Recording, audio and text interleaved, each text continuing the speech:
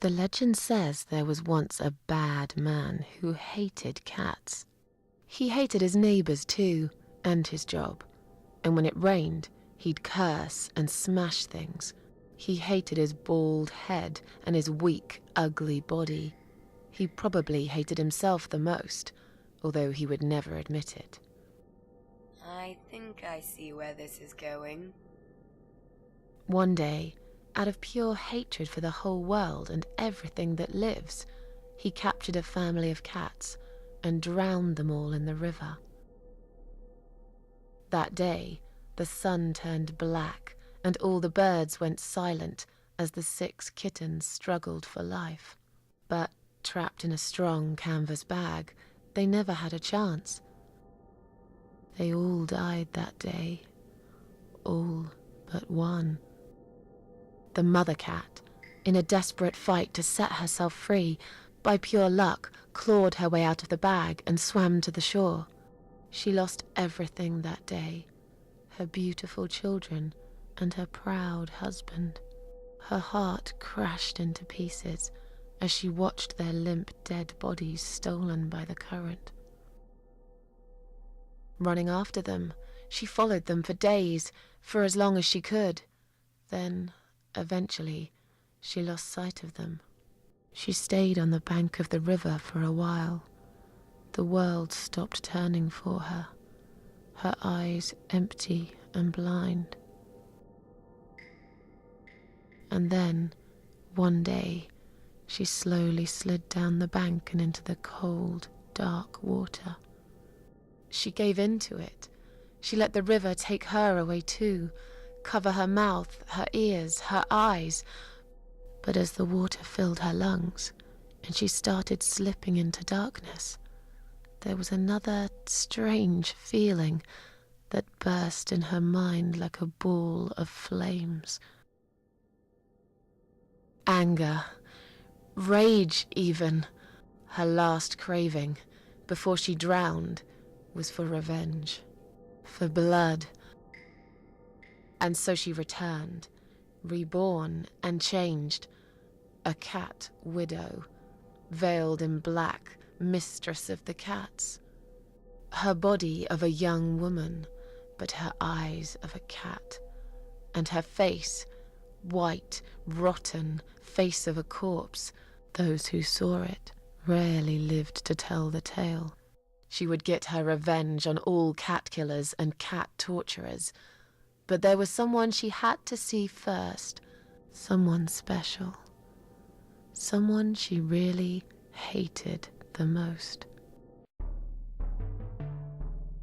As the evening came, it was strangely quiet in the man's flat. As he lived alone, he usually liked to fill the silence with the sound of radio or TV shows. But that night, he switched them all off, feeling anxious and tired after work.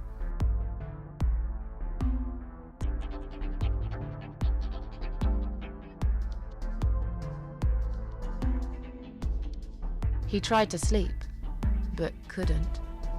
And for once, there wasn't anyone there he could blame for it. As he stared through the window, he kept thinking about how much he hated that view. He liked it once, a long time ago, when his wife was still there and they were happy together. Suddenly, he heard knocking on the door. Some part of him was glad, because that meant he could take it out on whoever decided to bother him.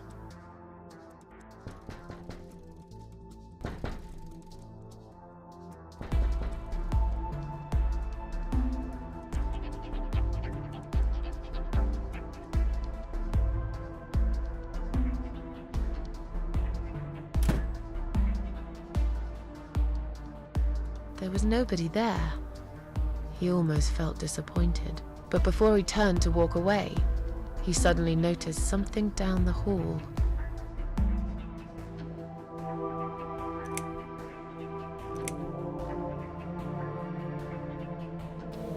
Let's go with this. A dead body of a disemboweled cat hung on the radiator.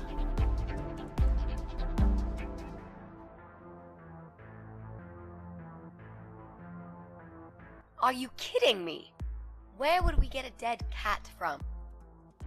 I think that would be taking it a step too far.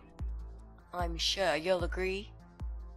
Okay, fair point. So, right, that didn't actually happen. Let's try again. Okay.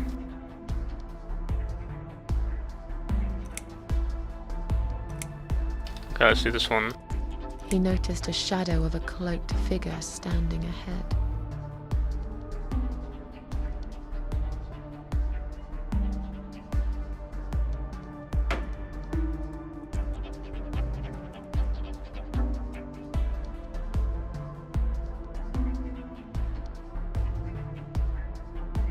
He stopped again. He couldn't believe his eyes.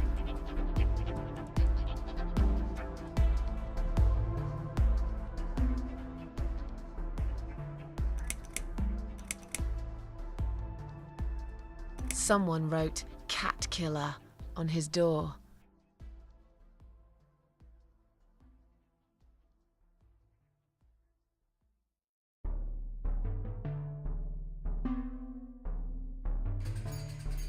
He had a passion for trains. Although he hated being a train driver, he had always enjoyed watching them move.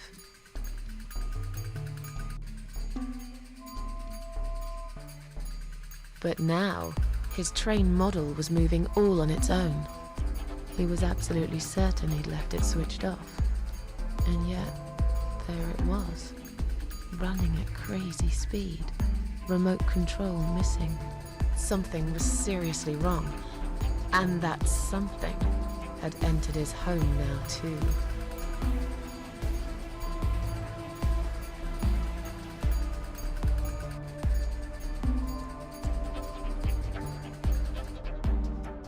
He hoped he was just imagining things, tired as he was.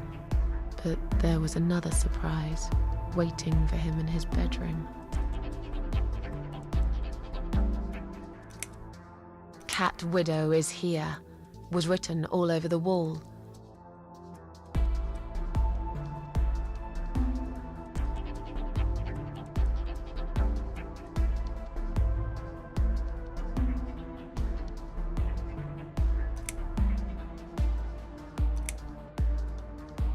As in a dream, he went to the kitchen to get a drink.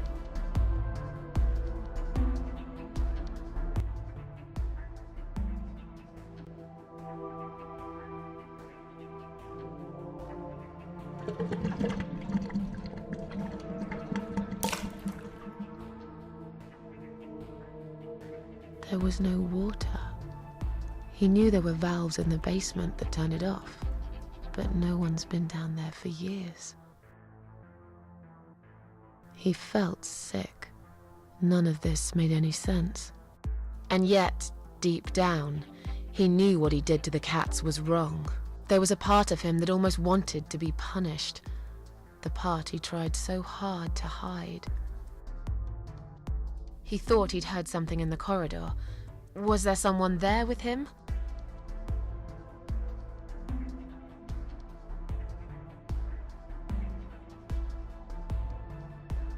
His head was spinning. He felt ambushed, trapped, like an animal. He had to get out of there. Getting really scared now, he decided to call the police.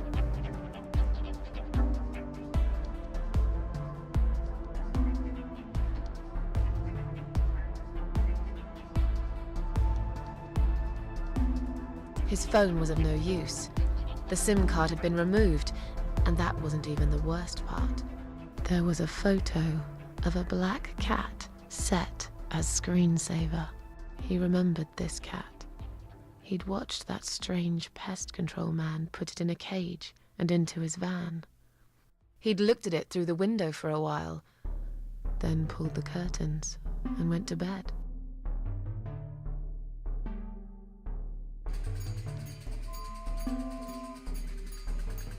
He stopped, paralyzed. He'd heard something right in front of him. A whisper. More like a purr.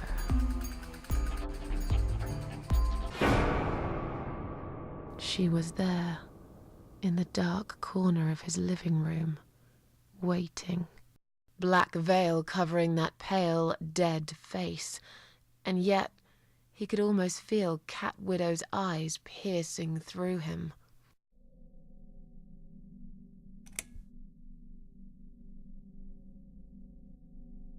She came closer, like a ghost, and swiftly removed the veil.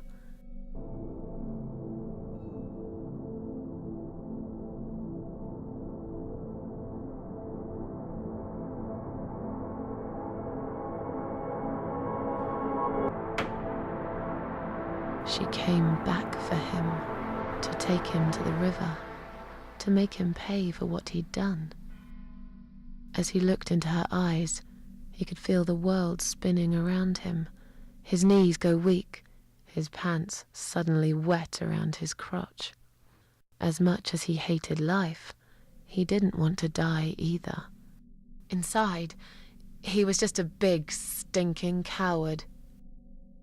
And then he fainted.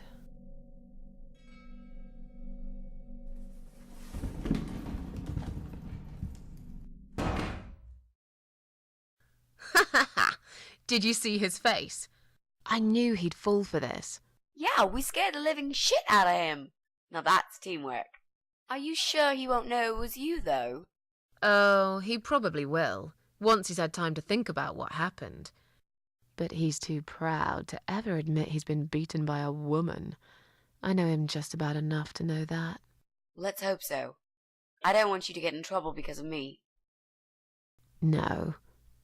That was something I had to do for myself, and I feel much better for it.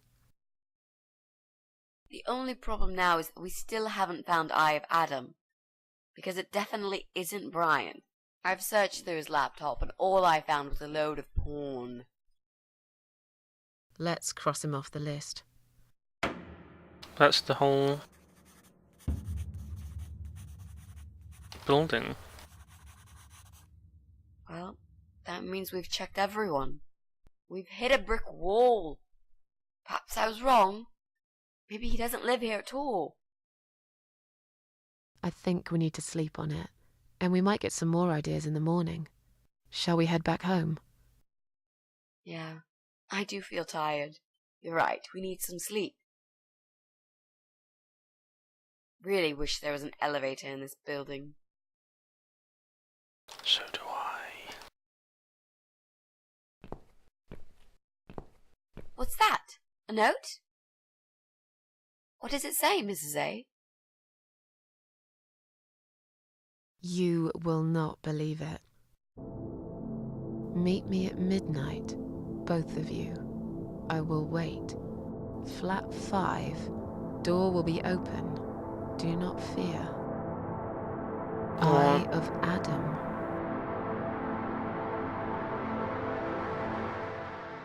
Flat 5. That's the old guy. Can't be. It can't be him. I guess we'll find out. At midnight. We've got a few hours until then. Let's get some coffee.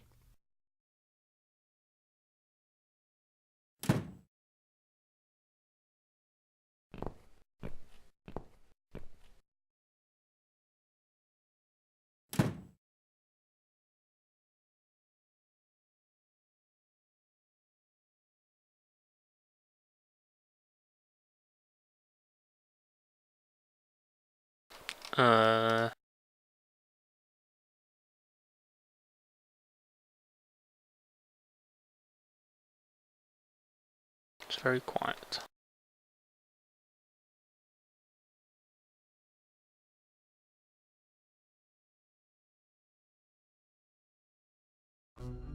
Quiet Haven Hotel.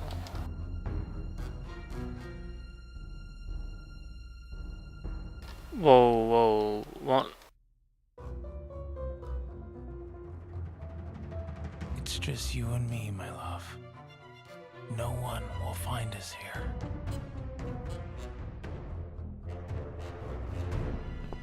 What the hell? Stop worrying, Ivy. It will be alright. I will always love you. You know that. I'm gonna make you all better.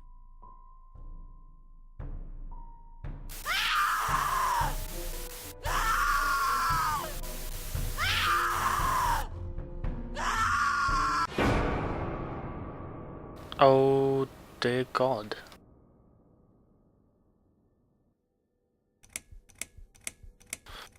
That's the end of chapter 6. Chapter 7, this is the last one. Don't feed the troll.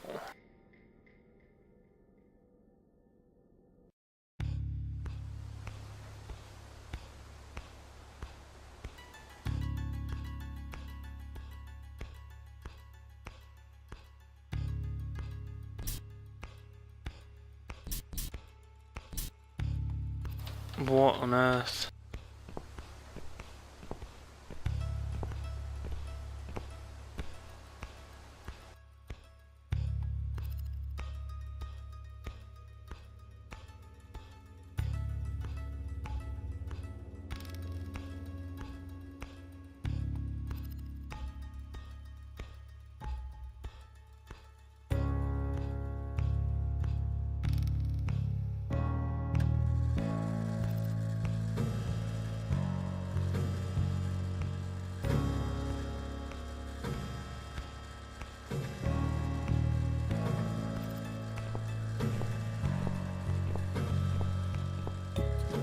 It's midnight, I guess.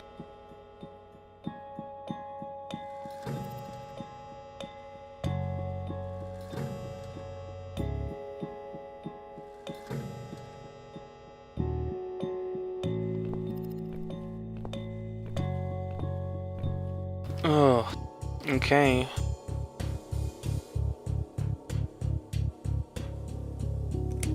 I'll save it here.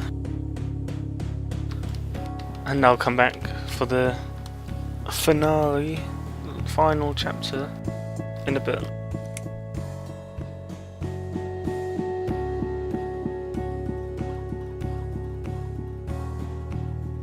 See you next time, in which we will complete the game.